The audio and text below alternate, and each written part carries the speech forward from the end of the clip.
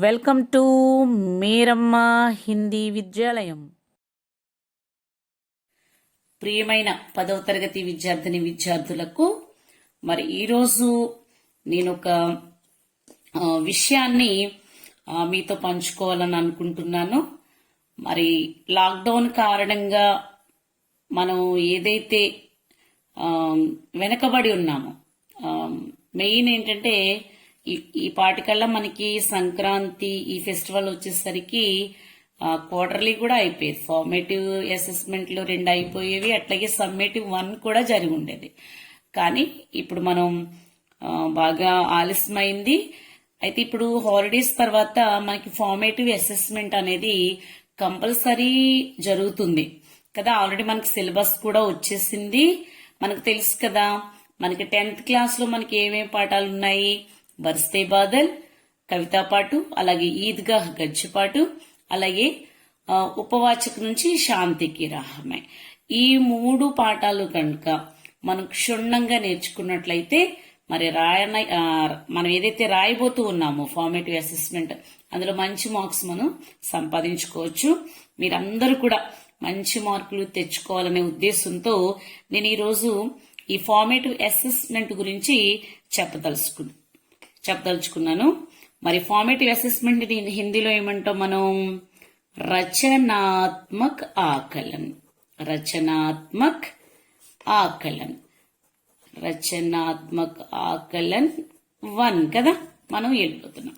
So మనకి ఇందులో ఏముంటాయి? రచనాత్మక ఆకలన్లో సోపానాలు ఎన్ని ఉంటాయి మనకి తెలుసు కదా. మనందరికీ ఎన్ని సోపానాలు ఉంటాయి మీరందరూ రాస్తున్నారు కదా. 1, 2, 3, 4, అలాగే కుల్, గ్రేడ్. ఈ విధంగా మనకి అసెస్మెంట్లు ఉంటాయి. 1వ సోపానం నుంచి 10 మార్క్స్, 2వ సోపానం నుంచి 10 మార్క్స్, 3వ సోపానం నుంచి 10 మార్క్స్, అలాగే 4వ సోపానం నుంచి 20 మార్క్స్. టోటల్ గా మనకి 50 మార్క్స్ కి ఉండటం జరుగుతుంది. ఇందులో మొదటి సోపానం ఏంటి? పఠన ప్రతిక్రియ. మొదటి సోపానం పఠన ప్రతిక్రియ. అదే తెలుగులో మనం ఏమంటాం? పుస్తక సమీక్ష అంటాం.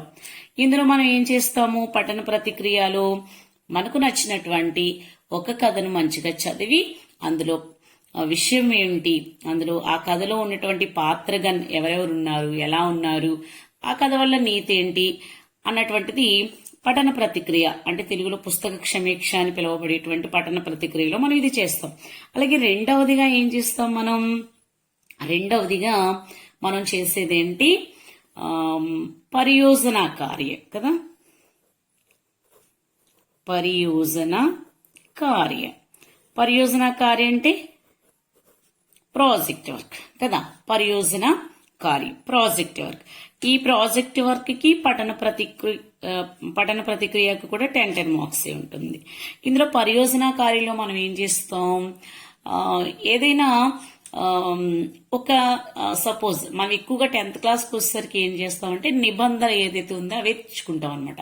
అంటే ఇప్పుడు సపోజ్ పర్యావరణ సమస్య ఉందనుకోండి మన దగ్గర. సో పర్యావరణం और ప్రదూషణ అనే టాపిక్ మీద మీరు ప్రాజెక్ట్ చేసుకురండి అని చెప్తాం. సో ఈ పర్యావరణ और ప్రదూషణ అనేటువంటి ఈ టాపిక్ మీరు ఇట్లా ప్రాజెక్ట్ వర్క్ గా రాయటం వల్ల రేపు సమ్మేటివ్ అసెస్మెంట్ లో మనకి అది చక్కగా నిబంధాత్మక ప్రశ్నగా వస్తుంది. ఒక నిబంధ ఎస్ఏ రాయాల్సినటువంటి పరిస్థితి వచ్చినప్పుడు అది రాస్తాం. అలాగే దీపావళి ఇచ్చుకోవచ్చు, సంక్రాంతి అంటే అపన ప్రియ త్యోహార్, అట్లాగే ఇంకా దూరదర్శన్ గురించి, కంప్యూటర్ గురించి, ఇట్లా ఏదో ఒక టాపిక్ మీద మనం ప్రాజెక్ట్ చేస్తాం కదా. సో అట్లా చేసినటువంటి పరియోజన కార్యకి 10 మార్క్స్ ఉంటుంది. మూడవదిగా ఏం చేస్తాం మనం? లిఖిత కార్య కదా. లిఖిత కార్య. ఈ లిఖిత కార్యలో మనం ఏం చూస్తాం? లిఖిత కార్యలో మీ క్లాస్ వర్క్ చూస్తారు కదా, మీరు ఎలా రాస్తారు, అట్లాగే మీ హోంవర్క్ బుక్ మీరు ఎలా హోంవర్క్ డైలీ చేస్తున్నారా లేదా, అట్లాగే మీ యొక్క భాష ఎలా ఉంది, అంటే మీ లిఖిత కార్య ఎలా ఉంది, మీ లిఖావట్ ఎలా ఉంది, అలాగే మీరు చదివేటువంటిది పఠన, లిఖన, పఠన ఇవన్నీ కూడా ఇందులో చూస్తాం. లిఖిత కార్యకు వచ్చేసరికి మీకు క్లాస్ వర్క్ చూస్తారు, హోంవర్క్ చూస్తారు, అలాగే అసైన్మెంట్స్ మీరు ఎట్లా రాస్తున్నారు అనేటువంటిది కూడా చూస్తాం కదా. వీటన్నిటికీ కలిపి 10 మార్క్స్ ఉంటాయి. ఇక 4వ దానికి వచ్చేసరికి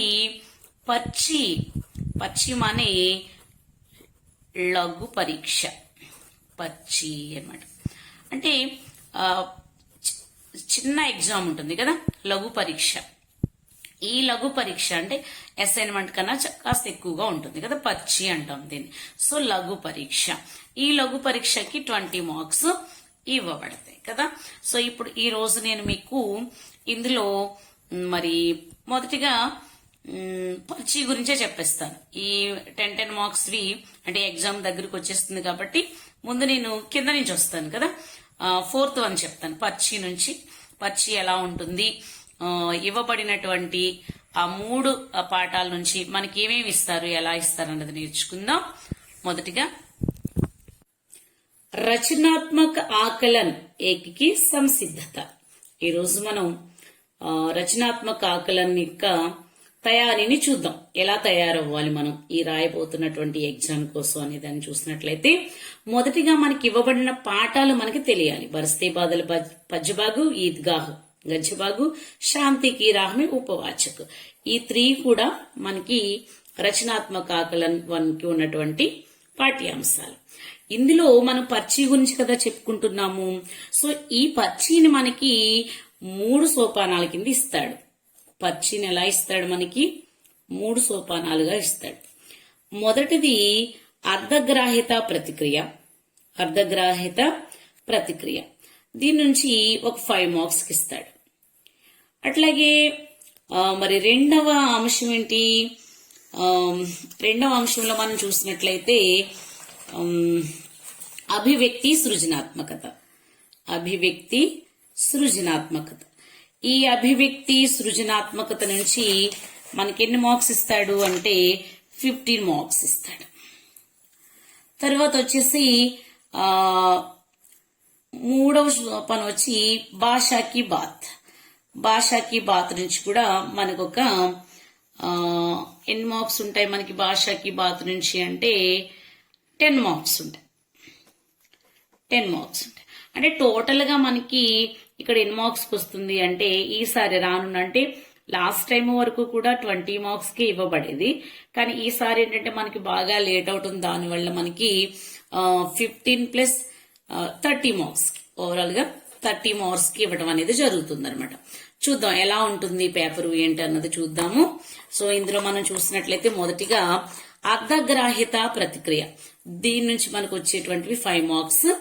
ఇందులో ఏమిస్తాడు అంటే పఠిత పద్య అయినా ఇవ్వచ్చు, లేదా పఠిత గద్య అయినా ఇవ్వచ్చు. పద్య భాగం అయినా ఇస్తాడు, లేదా గద్య భాగం అయినా ఇస్తాడు. దానికి ఎన్ని ఇస్తాడు అంటే మరి 5 క్వశ్చన్స్ ఉంటాయి మనకి ఇవ్వబడేటువంటి ఆ పద్య భాగం నుంచి గాని గద్య భాగం నుంచి గాని 5 ప్రశ్నలు ఉంటాయి. 5 ప్రశ్నలకి 1/2 మార్కు చొప్పున 2.5 అనేవి మనకు ఉంటాయి. సో ఇప్పుడు మనం పఠిత పద్య చూద్దాం. ఫస్ట్ పఠిత పద్యాంశం మనకి ఏం పాఠం ఉంది, బరస్తే బాధలు ఉంది.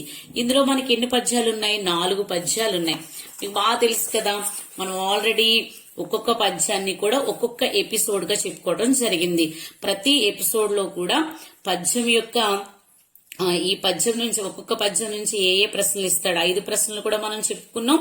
మీరు ఇవన్నీ కూడా ఫస్ట్ ఎపిసోడ్ నుంచి మీరు చూసినట్లయితే మీకు 4 పద్యాంశాలు వాటికి సంబంధించినటువంటి ప్రశ్నలు మీకు చాలా సుస్పష్టంగా ఉంటాయి. కాబట్టి స్పష్టంగా మీరు అక్కడ నేర్చుకోవచ్చు. నేను ఉదాహరణకి మరలా ఇక్కడ ఇవ్వబడినటువంటి 2వ పద్యం చూడండి. దాదురు టర్టర్ కరతే జిల్లి బజ్ది ఝంఝన్, म्याव म्याव रे मोर पीऊ पीऊ चातक के गन, उड़ते सोन बालक आर्द सुख से कर क्रंदन, घुमड़ घुमड़ गिर मेघ गगन में भरते गर्ज. ఈ యొక్క పద్యము ఇచ్చినట్లయితే ఏ విధంగా ప్రశ్నలు అడుగుతారన్నది ఒకసారి చూద్దాం. ఆల్రెడీ మీకు ఎపిసోడ్ లో ఉంటుంది, 3rd ఎపిసోడ్ 4th ఎపిసోడ్ లో నాది ఉంటుంది. అయినా మీకు ఒకసారి రివిజన్ కోసం నేను ఇక్కడ రాసాను చూడండి. ఈ పద్యం నుంచి కనుక మనకి అడిగేటువంటి ప్రశ్నలు ఏంటి, టర్టర్ శబ్ద కరణే వాలి జీవ్ కౌన్ హై. మరి టర్టర్ అని సౌండ్ చేసేటువంటి ఆ జీవి ఏంటి అంటే దాదుర్ మన మెండక్. జిల్లి కేసీ ఆవాజ్ కర్తే హై. మరి జిల్లి ఎలా సౌండ్ చేస్తుంది, ఝన్ ఝన్ అని చేస్తుంది. సోన్ బాలకి సుఖ్ సే క్రందన్ కర్తే హై. सोन बालक किस सुख से, सोन बालक माने जल पक्षी కదా. आर्द सुख से कर क्रंदन. गगन के पर्याय शब्द क्या है? गगन के पर्याय शब्द आकाश, अंबर. उपयुक्त पद्यांश किस पाठ से लिया गया है? किस पाठ से लिया गया है? बरसते बादल से. ఇక్కడ 5వ ప్రశ్న ఏ పాఠం నుంచి అయినా అడగొచ్చు, లేదా ఉపయుక్త పద్యాంశ కే కవి కౌన్ హై, కవి కౌన్ హై అని అయినా అడగొచ్చు. కవి ఎవరు? సుమిత్రానందన్ పంత్. సో ఈ విధంగా మీరు ప్రతి పద్య భాగంని కూడా, ప్రతి పద్యాన్ని కూడా క్షుణ్ణంగా చదువుకుని వీటి నుంచి వచ్చేటువంటి ప్రశ్నలు ఎపిసోడ్స్ చూడటం మర్చిపోకండి. 3rd episode, 4th, 5th, 6th episodes లో మీకు 4 కూడా కనిపిస్తాయి. బాగా నేర్చుకోండి. అయితే రెండవది ఏంటి మనకి అంటే పఠిత గజ్ అనుకున్నాం కదా. పఠిత గజ్. మరి పఠిత గజ్ అంటే ఏంటి? మనకి ఇవ్వబడినటువంటి పాఠం ఈద్గాహ్ కదా. సో ఈద్గాహ్ పాఠంలో చూడండి, ఇక్కడ ఒక సన్నివేశం ఉంటుంది. ఇక్కడ अमीना का दिल कचोट रहा है, गांव के बच्चे अपने पिता के साथ जा रहे हैं, हामिद का अमीना के सिवा कौन है, भीड़ में बच्चा कहीं खो गया तो क्या होगा, 3 कोस चलेगा कैसे, पैरों में चाले पड़ जाएंगे, जूते भी तो नहीं है. ఇక్కడ వరకు ఇవ్వబడినటువంటి ఈ అనుచ్ఛేద మానే పారాగ్రాఫ్. హిందీ में क्या कहते हैं पैराग्राफ को? అనుచ్ఛేద్ कहते हैं. ఇలా మీకు ఏం చేస్తాడు అంటే అనుచ్ఛేద్ ఇస్తాడు. ఇట్లా అనుచ్ఛేద్ ఇచ్చి దీని నుంచి కూడా 5 ప్రశ్నలు అడుగుతాడు. సో ఇది మనకి పాఠం నుంచి వస్తుంది కాబట్టి దీన్ని పఠిత గద్యాంశం అంటున్నాం. అంటే నేను ఇదే చెప్తున్నానని ఇదే అని కాదు, మనకి ఇందులో చాలా ఉన్నాయి. చూడండి, మొదటి పారాగ్రాఫ్, మొదటి అనుచ్ఛేదలో మనం చూసినట్లయితే ఇది ఇచ్చే అవకాశం ఉంది. అలాగే 2వ అనుచ్ఛేద్ కూడా ఇచ్చేటువంటి అవకాశం ఉంది. అలాగే ఇక్కడ ఉన్నటువంటి ఈ అనుచ్ఛేద్ కూడా ఇంపార్టెంటే. సో ఈ విధంగా, సో నేను ఉదాహరణకి మీకు చెప్తున్నాను, మీరు మిగతావన్నీ కూడా ప్రిపేర్ అవ్వాల్సి ఉంటుంది. చూడండి, ఈ యొక్క పారాగ్రాఫ్ కనుక పఠిత గజ్ కింద మనకి ఇచ్చినట్లయితే అడిగేటువంటి ప్రశ్నలు ఏ విధంగా ఉంటాయి. అమీనా కా దిల్ క్యా హో రహా హై. మరి అమీనా యొక్క హృదయం ఏమవుతుంది? క్యా హో రహా హై ఏమవుతుంది? కచోడ్ రహా హై. ఆమె గుండె తరుక్కుపోతుంది. ఇవన్నీ మరి తలుచుకుంటూ. బచ్చే ఈద్గా కేసే జాతే హై. పిల్లలు ఈద్గా ఎలా వెళ్తున్నారు? అపనే పితాకే సాత్. ప్రతి పిల్లవాడు కూడా గావ్కి బచ్చ అపనే పితాకే సాత్ జా రహే థే. మరి వాళ్ళ తండ్రితో కలిసి వెళ్తున్నారు. తీసరా 3 కోస్ కేసే చలేగా. మరి 3 కోసుల దూరం ఎలా నడుస్తాడు? ఈ మాట ऐसे किसने सोचा. ఇలా ఆలోచించింది ఎవరు ఆలోచించారు? किसने सोचा? दादी अमीना. किसके पास, चौथा प्रश्न देखिए, किसके पास जूते नहीं है. ఎవరి వద్ద చెప్పులు లేవు, కాళ్ళకేసుకోవడం చెప్పులు కూడా లేనిది ఎవరి దగ్గర? हामिद के पास. किसके पास? हामिद के पास. 5वां प्रश्न देखिए, यह गद्यांश కిస్ పాఠ్ సే లియా గయా హై. మరి ఇవ్వబడినటువంటి ఈ గద్యాంశము ఏ పాఠం నుండి ఇవ్వబడింది? ఏ పాఠం నుంచి ఇవ్వబడింది? మనకి ఈద్గాహ్ సే కదా. ఇక్కడ ఇంకొక ప్రశ్న అవకాశం ఏముంది మనకు అడగడానికి? యహ్ గద్యాంశ కా కవి కౌన్ హై, లేదా ఇస్ పాఠ్ కా కవి కౌన్ హై. కవి కౌన్ హై? ప్రేమచంద్ జీ హై. సో ఈ విధంగా మనకి పఠిత గద్యాంశ నుంచి కూడా మనకి ప్రశ్నలు ఇవ్వటం అనేది జరుగుతుందన్నమాట. అయితే మనకి ఇవ్వబడినటువంటి అంశాలలో మనం ఏం చెప్పుకున్నాం? ఫస్ట్ది అర్ధగ్రాహిత ప్రతిక్రియలో ఏలో మనకి అనుకున్నాం పఠిత పద్య ఆర్ పఠిత గజ్. ఇప్పుడు మనం పఠిత పద్య చూసాము, అలాగే పఠిత గజ్ కూడా చూసాం. అయితే ఇంకొకటి ఏంటంటే బిలో మనకి ఏమిస్తాడంటే అపఠిత పద్యాంశం. అపఠిత అంటే మనం చదవలేదు, మనకు పరిచయం లేని పద్యం అది. అలాగే అపఠిత గజ్, ఇది కూడా అంతే, మనకు పరిచయం లేనటువంటి గజ్జ భాగం. మన టెక్స్ట్ బుక్ లో ఇది ఉండదు, అవుట్ ఆఫ్ నుంచి ఇస్తాడనమాట. సో ఇది కూడా ఎలా ఇస్తాడు అంటే దీనికి కూడా 5 ప్రశ్నలు ఉంటాయి. 6 మార్కు చొప్పున 2.5 మార్కులు మనకి ఇవ్వబడతా ఉంటుంది. ఇక్కడ అపఠిత పద్య చూడండి. కదం కదం బడాయే జా, ఖుషీ కే గీత్ గాయే సా, యహ జిందగీ హై కౌమ్ కి, తూ కౌమ్ పే लुटाए जा, तू शेर ए हिंद आगे बढ़ मरने से कभी ना डर उड़ा दे दुश्मनों के सर జోషే వతన్ బడాయే జా. సో ఈ విధంగా అపఠిత పద్యం అడుగుతున్నాడు చూడండి. హమే కేసే గీత్ గానా హై, మనం ఎలాంటి గీతాలాపన చెయ్యాలి. ఖుషీకే గీత్. సో ఖుషీకే గీత్. మీరు ఇక్కడ ఏం చేయాలంటే నంబర్ అనేది కంపల్సరీ రాయాలి. మీకు ఇలా ఆప్షన్స్ ఇస్తాడు, ఏబిసిడి ఇలా ఆప్షన్స్ ఉంటాయి. మీరు దాంట్లో అంటే వస్తునిష్ట ప్రశ్నలు అంటాం వీటిని. సో ఇలాంటి ప్రశ్నలకి మీరు ఖచ్చితంగా బ్రాకెట్ లో మీరు దీన్ని పెట్టాల్సి ఉంటుంది అనమాట. కరెక్ట్ అయిన ఆన్సర్ దగ్గర ఏ నెంబర్ అయితే ఉంటుందో, లేదా లెటర్స్ ఇచ్చారనుకోండి ఏబిసిడీలు ఇస్తే ఏబిసిడీలు, నంబర్స్ ఇస్తే నంబర్స్ పెట్టాల్సి ఉంటుంది. ఏ జిందగీ కిస్కి హై, ఏ జిందగీ కిస్కి హై, ఎవరిది జిందగీ, యహ జిందగీ హై కౌముకి. సో కౌమ్ ఎక్కడుంది మనకి, ఫోర్త్ లో ఉంది. So fourth. హమే కైసే ఆగే బడ్నా హై, మనం ఎలా ముందుకు సాగాలి. ఎలా ముందుకు సాగాలి మనం, షేర్ కి తరహ్, शेर की तरह, दुश्मन की तरह, मित्र की तरह, चीते की तरह. आंसर है शेर की तरह. सो एक. किनके सर उड़ाना है, ఎవరి తలకాయలు ఎగరేసేయాలి మనం అంటే, దుష్మనుంకే సర్, శత్రువుల యొక్క తలను. వతన్ కే లియే క్యా బడానా చాహే, మరి మన మాతృభూమి, వతన్ అంటే మన మాతృభూమి, మాతృభూమి కే లియే క్యా బడానా చాహే, క్యా బడానా చాహియే, जोश बढ़ाना चाहिए, जोशे वतन बढ़ाए. सो जोश यानी कि दो ఆన్సర్. సో ఈ విధంగా మీకు అపఠిత పద్యాంశకు వచ్చేసరికి ఏంటంటే ప్రశ్న ఉంటుంది, దానికి తగినటువంటి 4 ఆన్సర్లు కూడా మీ కళ్ళ ముందే ఉంటాయి. మీరు ఏం లేదు, ఇవి బాగా క్షుణ్ణంగా చదివి ముందు పద్య భాగాన్ని క్షుణ్ణంగా చదువుకోవాలి. అది చదివిన తర్వాత ప్రశ్నలో ఉన్నటువంటి క్వశ్చన్ ట్యాగ్ మనకి ఏదైతే ముందో అది క్యాచ్ చేయడం రావాలి. మనకి వీటి యొక్క అర్థాలు మనకి తెలిసి ఉండాలి. ఇవి ఎప్పుడైతే మనకి తెలుస్తాయో అప్పుడు ఖచ్చితంగా వీటికి మనం ఆన్సర్ రాయగలుగుతాం. ఆన్సర్లు మన కళ్ళ ముందే ఉన్నాయి, బయట నుంచి మీరు తీసుకుని రానవసరం లేదు, ఎక్కడో వెతకనవసరం లేదు, ఇక్కడే ఉంటాయి. ఖచ్చితంగా ఈ 4 ఆన్సర్లో ఏదో ఒకటి అయి ఉంటుంది. కాబట్టి మీరు కాస్తంత జాగ్రత్తగా చదివి కరెక్ట్ అయిన ఆన్సర్ ని ఎంచుకుని దాని తాలూకా నంబర్ని ఇక్కడ మీరు రైట్ చేస్తే సరిపోతుంది. సో ఈ విధంగా మనకి అపఠిత పచ్. అలాగే అపఠిత గజ్జు కూడా చూద్దాం.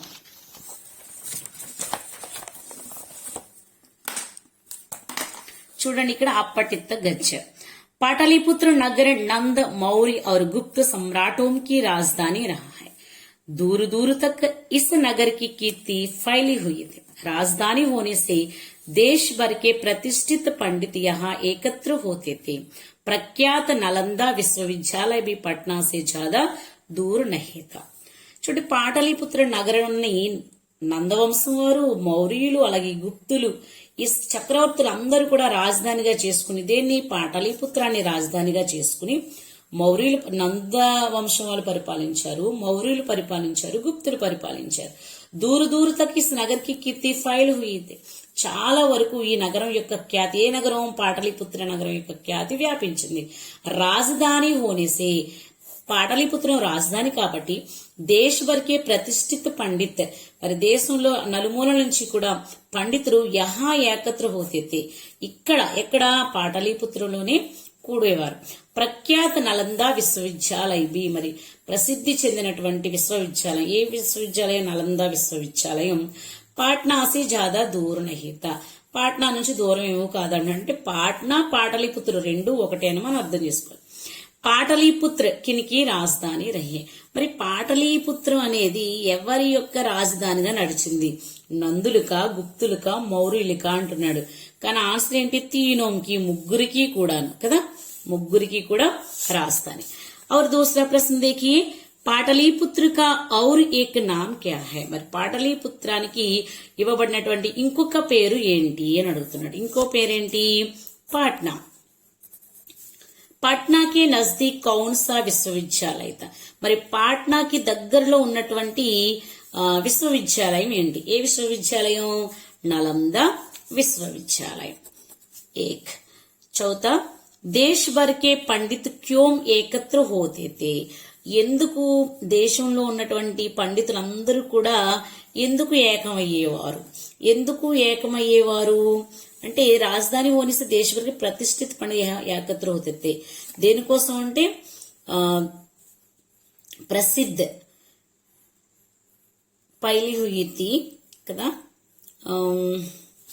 राजधानी होने से आंसर क्या है राजधानी होने से రాజధాని కాబట్టి పండితులందరూ కూడా వచ్చి ఇక్కడ కూడేవారు జ్యాదా శబ్ద కా విలోమ శబ్ద క్యా హై జ్యాదా అంటే ఎక్కువ మనకు అడుగుతున్నటువంటి అదేంటి విలోమ శబ్దం అడుగుతారు వ్యతిరేక పదం జ్యాదా అంటే ఎక్కువ కమ్ అంటే తక్కువ కాబట్టి జ్యాదా కమ్ సో ఈ విధంగా అపఠిత గద్య నుంచి కూడాను మనకు 5 ప్రశ్నలు ఉంటాయి ఒక్కొక్క ప్రశ్నకి 6 మార్కు చొప్పున ఉంటుంది పైగా మనం ఆన్సర్స్ ఎక్కడో వెతుక్కునే పని లేదు ఇవ్వబడినటువంటి 4 వాటిలోనూ కాస్తంత క్షుణ్ణంగా చూసినట్లయితే మనం ఆన్సర్ రాయగలుగుతాం అన్నమాట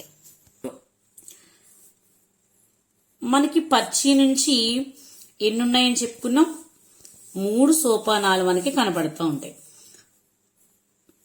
అర్ధగ్రాహ్యత ప్రతిక్రియ అభివ్యక్తి సృజనాత్మకత భాషాకి బాత్ సో అర్ధగ్రాహ్యత ప్రతిక్రియ నుంచి మనకి ఏ ప్రశ్న ఒకటి బి ప్రశ్న ఒకటి ఏలో ఏముంటున్నాయి మనకి పఠిత పద్య గాని పఠిత గద్య గాని ఏదో ఒకటే ఉంటుంది పఠిత పద్య లేదా పఠిత గద్య అలాగే బిలో ఏముంటుంది మనకి అపఠిత పద్య లేదా అపఠిత గద్య ఈ విధంగా మనకి మొత్తంగా ఎన్ని మార్క్స్ ఉంది 5 మార్కులు 5 अंक मिलते हैं అర్ధగ్రాహ్యత ప్రతిక్రియ నుంచి తర్వాత మనకి రెండవ సోపానం వచ్చి అభివ్యక్తి సృజనాత్మకత మరి అభివ్యక్తి సృజనాత్మకతలో కనుక మనం చూసినట్లయితే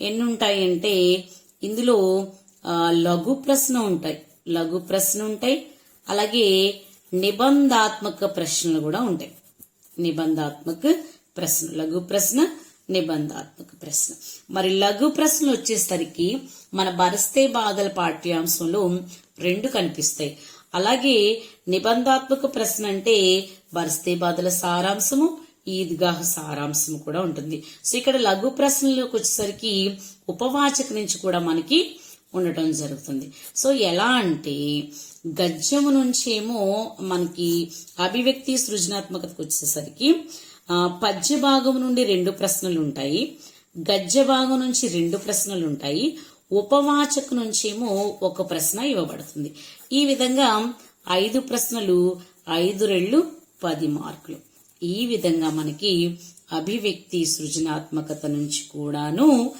మరి 10 మార్క్స్ కి మనకి ఉండటం అనేది జరుగుతుంది అనమాట ఇవి లఘు ప్రశ్నలు మళ్ళీ నిబంధాత్మక ప్రశ్న అంటే పద్య భాగం నుంచి 1 ఉంటుంది గద్య భాగం నుంచి 1